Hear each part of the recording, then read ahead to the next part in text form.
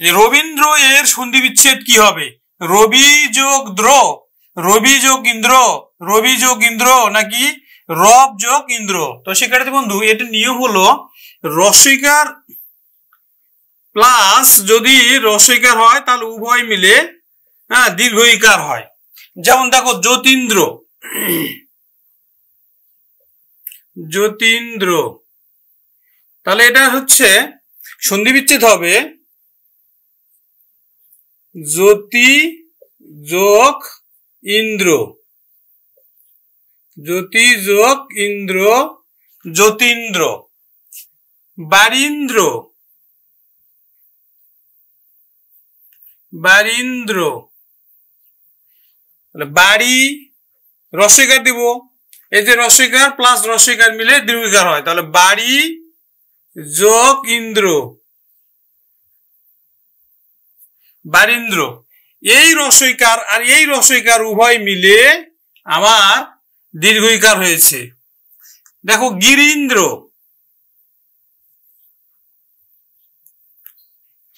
দীর্ঘইকার হচ্ছে গিরীন্দ্র, গিরীন্দ্র।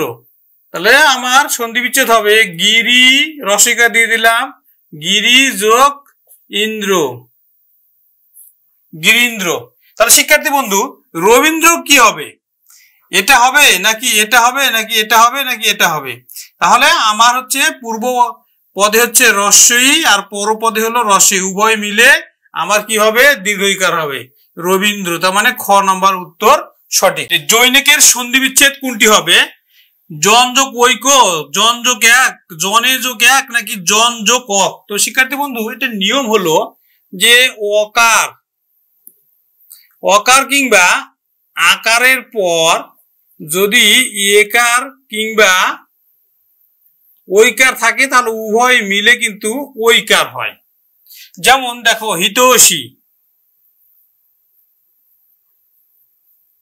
হিতৈষী,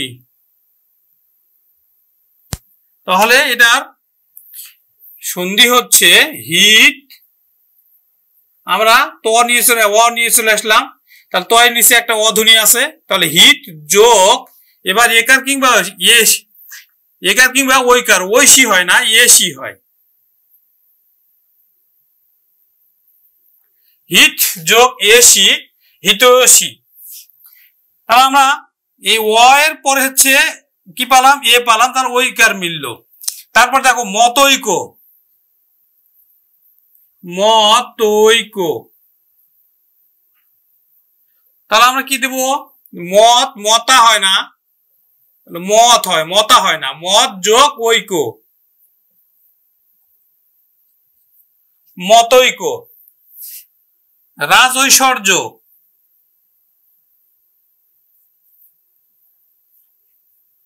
রাজৈশ্বর্য, রাজ যোগ ঐশ্বর্য,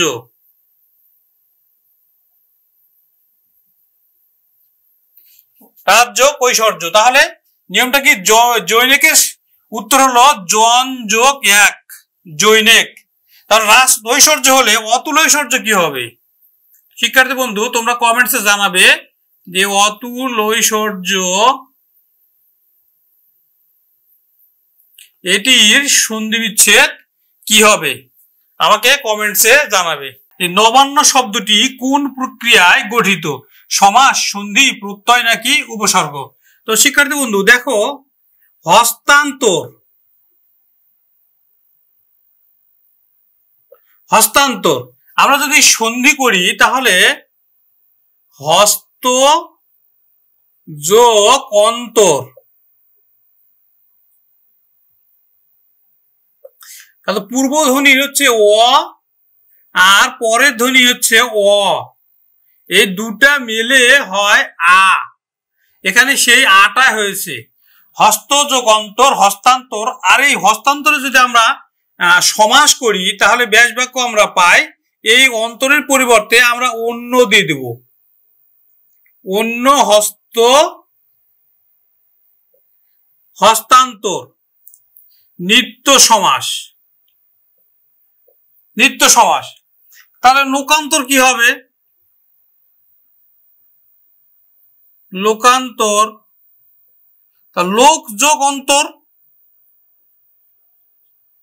লোক যোগ অন্তর, লোকান্তর। এই অন্তরের পরিবর্তে আবার অন্য দিয়ে দাও, অন্য লোক, লোকান্তর কি সমাস?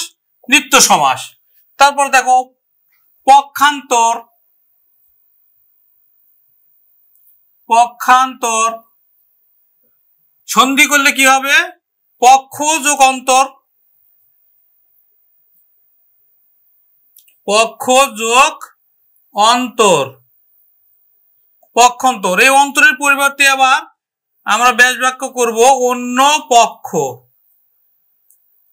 অন্য পক্ষ, পক্ষান্তর, নিত্য সমাস, নিত্য সমাস, নিত্য সমাস।